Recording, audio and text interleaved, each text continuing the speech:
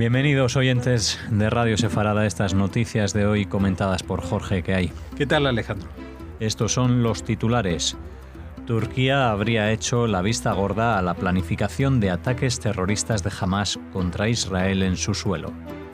Para Naftali Bennett, Siria se ha convertido en un pantano vietnamita para Irán.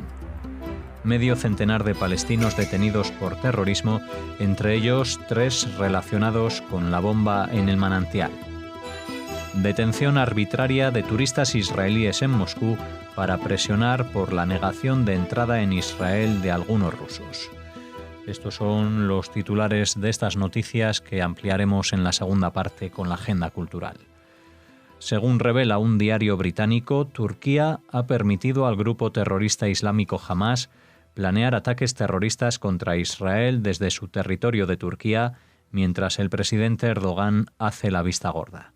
Se trata de acciones del último año, entre ellos los intentos de matar al entonces alcalde de Jerusalén, Nir Barkat, al diputado Yehuda Glick del partido Likud y al entonces jefe de la policía, Roni al-Sheikh. La información tendría su origen en interrogatorios de los servicios de inteligencia israelíes que evidenciarían que Estambul es el cuartel general desde donde se transmiten las órdenes a los miembros de la organización islamista en Cisjordania y Jerusalén. El reciente encuentro a principios de este mes entre Erdogan y el líder de Hamás, Ismail Haniyeh, refleja las relaciones cercanas y la libertad de acción que el gobierno de Ankara le ofrece al grupo terrorista palestino. Según los informes, Haniyeh se reunió también con Saleh Aruri, fundador y comandante del ala militar de Hamás, por el que el Departamento de Estado de Estados Unidos ofrece una recompensa de $5 millones y quien también tiene su base en Estambul. También se sugiere que Erdogan está al tanto de las actividades de Hamás, al que ha dado luz verde para que actúe con mínimas restricciones y solamente les exige que se mantengan alejados de las instituciones oficiales.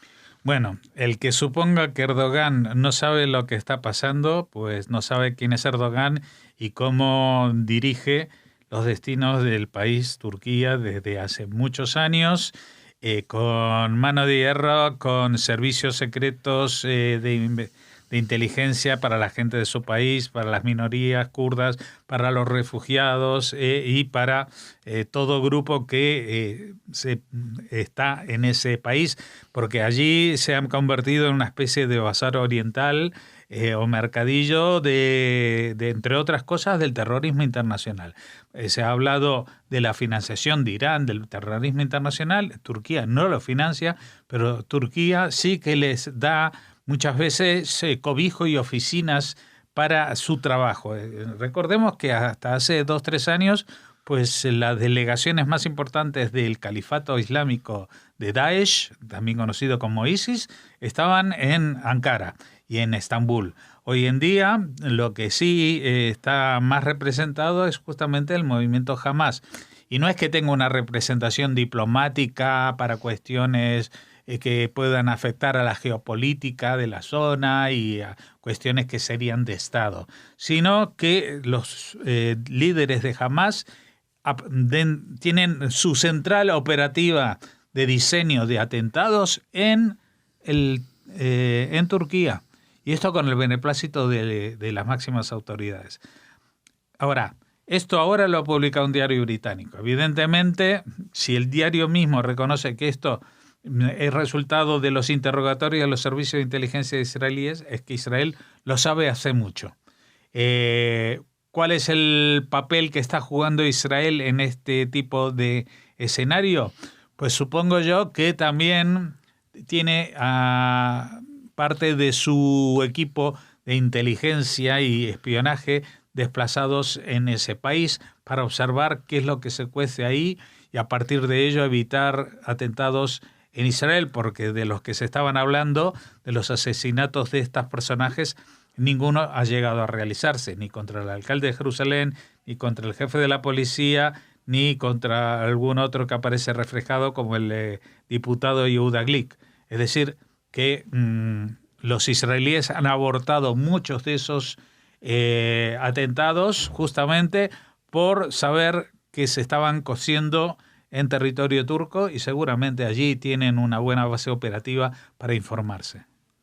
El ministro de Defensa israelí en funciones, Naftali Bennett, y el jefe del Estado Mayor del Ejército supervisaron unas maniobras militares durante las cuales Bennett manifestó: por mucho que Irán intente construir en territorio sirio, se hundirá en las arenas del país. Siria se está convirtiendo en el Vietnam de Irán. Estamos aumentando la presión. Irán no tiene nada que buscar en territorio sirio. Bueno, para los más jóvenes, Vietnam fue una guerra que a finales de los años 60, en la que participó Estados Unidos contra unas milicias locales que se suponían que eran muy inferiores en número, pero especialmente en calidad de armamento. Y pese a ello, pues sufrió allí una derrota militar que les obligó a abandonar el país y dejarlo en manos de lo que era Vietnam del Norte, el Vietnam comunista apoyado por China. Así que cuando se habla de empantanarse en Vietnam, es decir, salir a una aventura bélica de la cual pues los resultados son tan tremendos que uno sale más escaldado que ganador o con algo que justificar la intervención en el extranjero.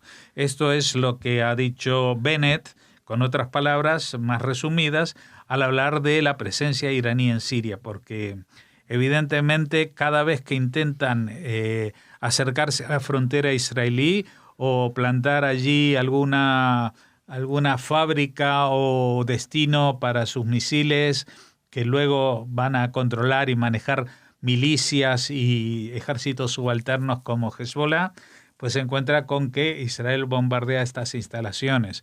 Y tampoco es muy seguro que pese a la presencia y todo lo que ya ha destinado Irán a financiar este tipo de actividades en Siria, pues si se acabase la guerra, pues yo no estoy seguro de que podrían sacarle algún rédito, porque evidentemente, aparte del propio régimen presidencial de Bashar al-Assad, el que allí manda es el presidente ruso Putin.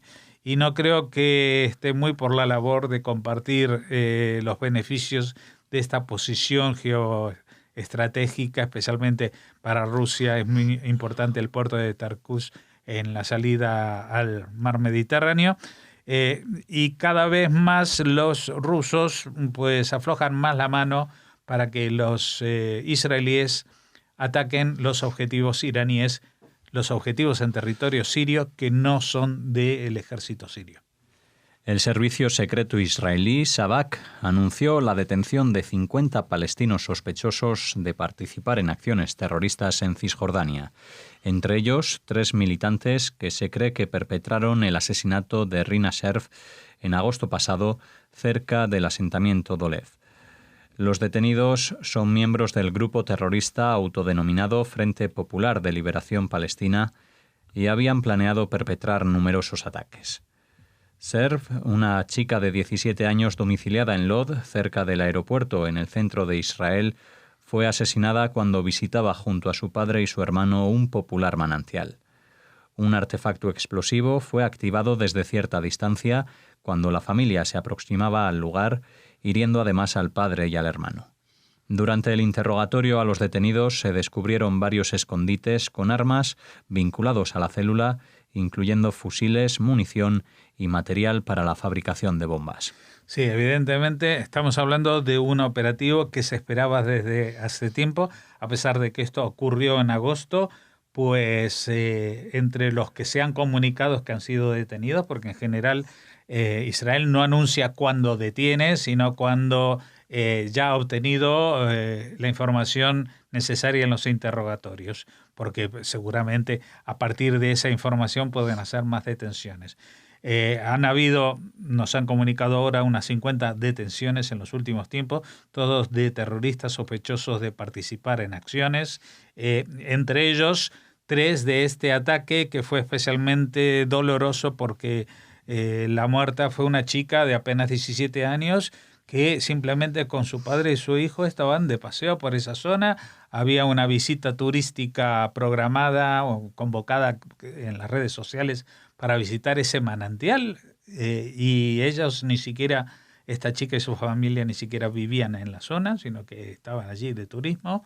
Pero se acercaron y con una acción a distancia, que todavía no conocemos los detalles, pero seguramente los terroristas estaban apostados en la zona con un control remoto para accionar en cuanto se acercara lo suficiente a algún miembro, algún judío, y no que, por ejemplo, pasase por ahí alguna familia palestina, ¿no? Bueno, el tema es que ¿quiénes son los detenidos de este grupo? Pues sorpresa o no sorpresa. Son miembros del Frente Popular de Liberación Palestina. ¿Quiénes son el Frente Popular de Liberación Palestina? Pues lo conocerán por el secuestro de aviones, por muchas acciones en los años 60 y 70, pero también los conoceréis por dos cosas muy españolas. Una, la visita patrocinada por el Ayuntamiento de Barcelona de una de las fundadoras, la que llaman la primera mujer terrorista del Frente Popular de Liberación Palestina, Leila Khaled, en Barcelona, en un salón literario. Ustedes escucharon bien, no me equivoqué. En un salón literario, pues se recibió a Leila Khaled, una terrorista confesa. Pero no solamente eso, sino que la semana pasada hubo un acto que se llamaba Islas de Paz en un hotel, organizado por gente del Grupo Acción y Comunicación en Oriente Medio, ACOM, y allí se presentó un grupo de gente a reventar el acto. Estaban gente del Partido Podemos, gente de Izquierda Unida, etcétera, etcétera, pero también había 2 o 3 personas que estaban profiriendo gritos en árabe, porque entre los invitados a esta charla había árabes israelíes amenazándolos de muerte en árabe. ¿Y estos quiénes son? Pues integrantes del Frente Popular de Liberación de Palestina, es decir, terroristas que siguen siendo terroristas, a pesar de que aquí se los recibe mediante grupos parlamentarios. Es decir, esto es ya el acabose. No estamos en la situación de Irán, que financia el terrorismo, pero estamos en la situación vergonzosa de que parlamentarios españoles acogen y protegen, porque también hubo algún momento en otro acto que intentaron reventar, que la policía le pidió los documentos a estos extranjeros del Frente Popular de Liberación Palestina, y saltaron los parlamentarios ofendidísimos porque se los pedían a ellos justamente. Evidentemente porque hablaban árabe, porque no respondían al español y porque eran los más sospechosos de poder tener alguna actitud que pudiera ser delictiva. Entre otras cosas, y esto evidentemente la revisaron los papeles, pero allí no aparecía, y a los policías no le constaba que tenían que detener a alguien que es un terrorista confeso, que forma parte de un grupo terrorista, el Frente Popular de Liberación Palestina. Así estamos aquí en Europa, así estamos aquí en España y aquí mismo, a cientos de metros de aquí, en Madrid, cuando se producen este tipo de historias que parlamentarios españoles acogen y protegen a terroristas palestinos. 46 israelíes fueron demorados en el aeropuerto de Moscú sin motivos aparentes, un conflicto diplomático que se suma al arresto y condena a 7 años de prisión a la joven Naamá Issachar por tenencia de 9 gramos de cannabis. Además, desde principios de mes se le negó el ingreso a Rusia a otros 29 israelíes, entre ellos empresarios de primera línea. El objetivo de estos episodios, según entienden en el entorno de Netanyahu, es presionar para lograr una flexibilización del ingreso de turistas rusos a Israel. Las autoridades confían en que la visita del presidente Vladimir Putin a Israel, programada para enero, podría ser un buen momento para lograr avances en el caso de la joven en prisión desde hace ya 8 meses. Bueno, las prácticas, digamos, de Moscú últimamente cada vez se parecen más a las del papaíto Stalin. Es decir, aquí hay una cuestión de una vendetta, porque en Israel, pues en el aeropuerto, cuando llegaron algunos turistas rusos o visitantes rusos, pues los que no cumplían con la normativa, no sé exactamente los casos, qué es lo que portaban o que le faltaban papel o que esto que el otro, pues fueron devueltos. Pues eso a los rusos les sentó bastante mal, y entonces ahora están haciendo una vendetta, una venganza totalmente fuera de lugar. Es decir, cogieron a una chica, vale, tenía 9 gramos de cannabis, que eso es una cantidad ínfima y evidentemente es para consumo personal. La detuvieron, la juzgaron y la condenaron a 7 años de prisión. Bueno, aparte, hace poco 29 israelíes, empresarios, etcétera, llegan a Rusia y le dicen no pueden entrar. No les dan ninguna razón, pero los mandan de vuelta. Y ahora, en esta semana, 46 israelíes más que los detienen, los demoran, pierden el vuelo de contacto, etcétera, sin motivo aparente. Es decir, están 2 días, están ahí no sé cuánto tiempo esperando y bueno, luego ya los liberan de vuelta para Israel sin dar una explicación de por qué fueron detenidos. Se iban en un grupo y vamos a ver, no tenían nada en las maletas que hicieran sospechar ni de cannabis, ni de contrabando, ni de nada. Simplemente una medida de mafia, un procedimiento mafioso para presionar a Israel de que cuando lleguen sus turistas, pues los traten con mucho más respeto y los hagan pasar, aunque vengan, yo qué sé, en el avión borrachos o que no hayan gestionado todos los papeles que tienen que hacer. Esto es la verdad bastante lamentable. Así cerramos las noticias de hoy, que continúan con la agenda cultural. Nos despedimos antes. Sí, yo me voy a despedir un poquito más de lo habitual, porque en general digo Shabbat Shalom y nos vemos el lunes por la noche, o nos oímos el lunes por la noche, pero esta vez van a tener el placer de no oírme durante toda una semana. Así que hasta el otro lunes por la noche. Bueno, buen descanso para ti, Jorge, y a ustedes. Nada, les esperamos ahora, tras estos segundos de pausa, en la agenda cultural.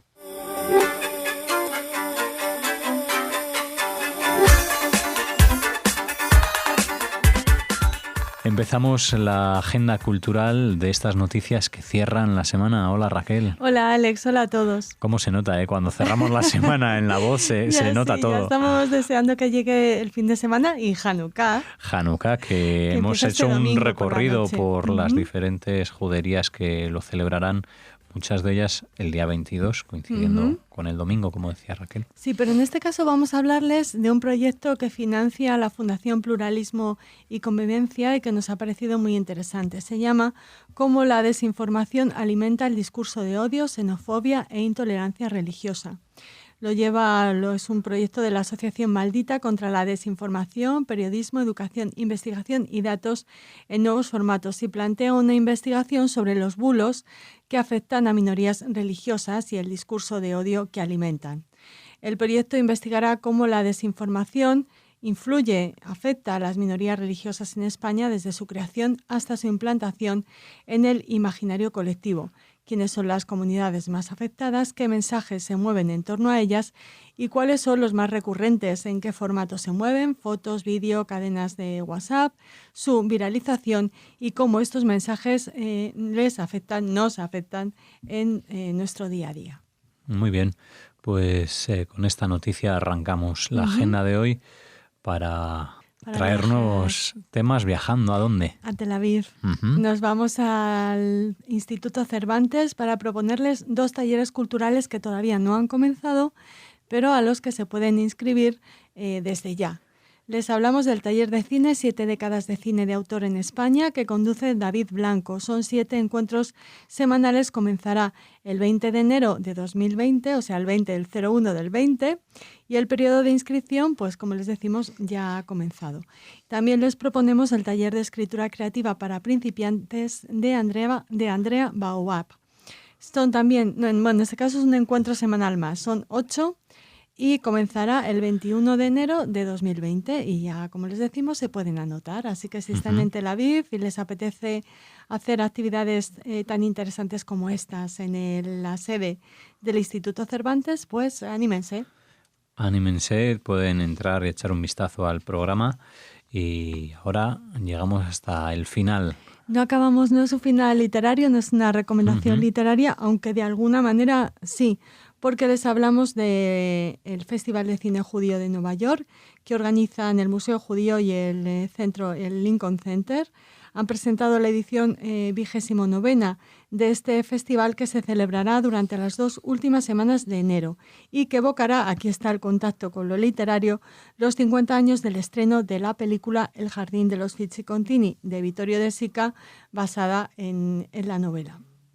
Este año el certamen además contará con una 30 de producciones. Lo inaugurará el estreno del documental Aulsi, dirigido por Danny Menkin, que cuenta la historia de Aulsi Perry, la antigua estrella del equipo de baloncesto israelí Maccabi Tel Aviv.